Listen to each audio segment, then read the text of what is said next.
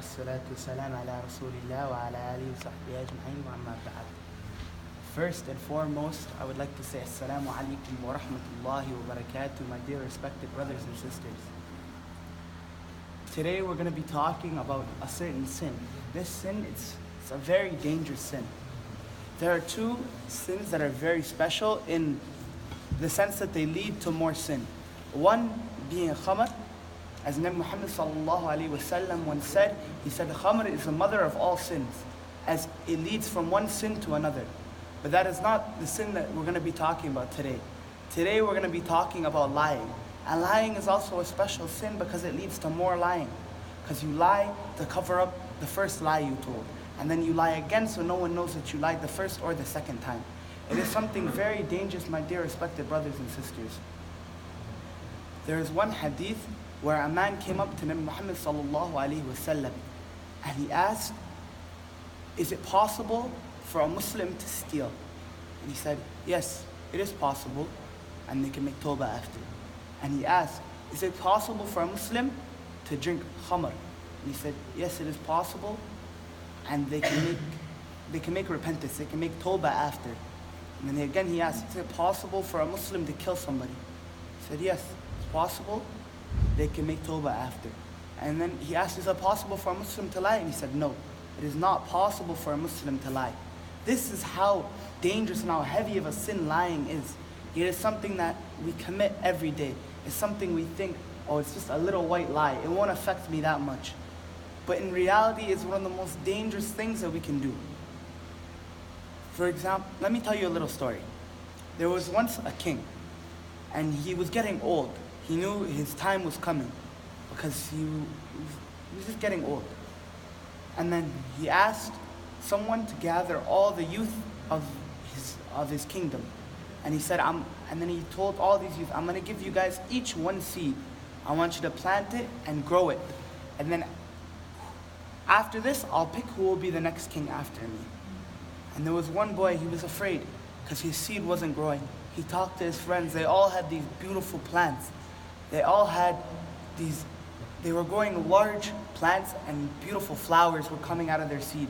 And he was scared because his wasn't growing. He thought he did something wrong. So then after a year passed, the king gathered all the kids he gave the seed, all the youth. He gathered them again. And he said, and then he saw all their plants grow. He said, MashaAllah. And then he saw one boy who was hiding in the back with his plant didn't grow at all. And then he asked that boy to come forward. And the boy came forward and he said, he told him, you're going to be the next king after me. And everyone was surprised. And the king said, all the seeds I gave you were boiled so that they weren't able to produce a plant. No plant should have grown from those seeds, but all the other kids lied and they replaced the seed with something else because it wasn't growing, because they were scared. But this one boy, who later became the king, because he didn't lie, he didn't cheat. Let me tell you another story. This is a personal story with me. Now, I'm in high school right now, and I like to be close with my friends in my free time. I have a lot of friends, but I have a few friends who are very close with me. Recently, I shied away from them. Me and a couple of other friends, we stopped hanging out with him as much. We stopped talking to him as much. He wasn't in a lot of our classes for one reason, because he was known to lie a lot. He would tell us these extravagant stories. He would tell us amazing stories about things that he did and people who he encountered. And they were all fabricated. And it was amusing at first. It was something we enjoyed hearing about because they were almost too good to be true, but they weren't true. And once we got onto this, he became annoying almost. He became someone you didn't want to be around. Let me ask you, would you want to be that person he had a short run as a friend because he was very amusing, but then it died out fast because it wasn't true. And when someone finds out something like this isn't true, it becomes annoying. I know a lot of us, we've been in trouble before. We've done something wrong. All of us, we're humans, we make mistakes. Now, I'm sure even myself, I've done this before, what we do is we lie to cover up our mistake. We'll do something, for example, we'll break something. And your mom or dad or whoever may come up to you and they said, Ya fulan ibn fulan, did you break this?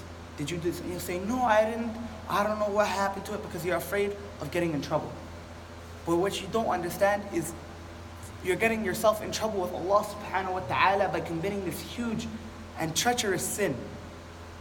And now if they catch you lying, you're going to be in more trouble, because not only did you break something, or not only did you do something to cause trouble, but now you lied about it. How many times has one of us been in trouble and we lie about it, and the person says, I would have forgiven you, but why did you lie? Now you're in trouble for lying. There's one person we can't, there are two people we can't lie to. There are two of them, two people we can't lie to. You cannot lie to yourself. You may think that you're deceiving yourself, but psychologically, it is impossible to lie to yourself. You will know when you're lying. If I tell someone, I prayed Salat al-Fajr this morning, I woke up, I prayed my Salat al-Layl, alhamdulillah. I can lie to whoever I want. I can say that to whoever I want. But I cannot lie to myself. Because I'll know in my heart, I did not wake up this morning. I woke up around 7. I forgot about Salat al-Fajr. I ate breakfast and I started playing game. I'll know that. My mom, she might know that. She might not know that. My siblings might not know that. My ma'alim, if he asks me, he won't know that. Only I will know, and only Allah subhanahu wa ta'ala will know. Even if you lie to the point where you psychologically deceive yourself, to the point where you start to believe your own lies. You start to think, I'm a really good person. I wake up early. I pray Salat al-Fajr.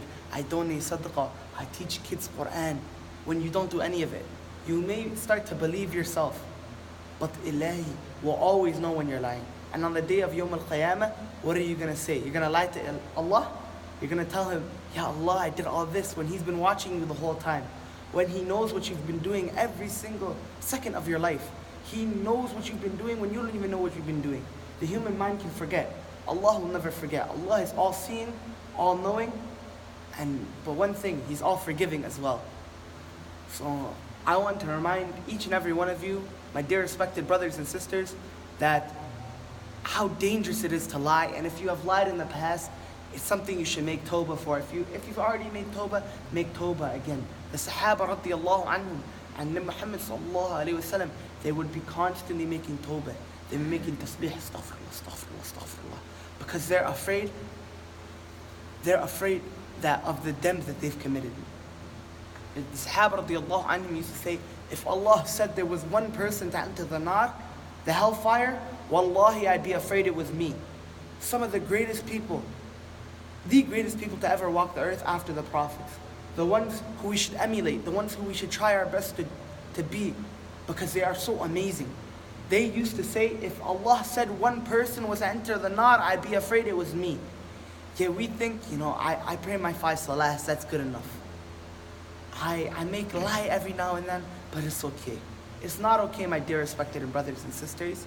Alhamdulillah, this is all I wanted to remind you of. So, Assalamu alaikum wa rahmatullahi wa barakatuh.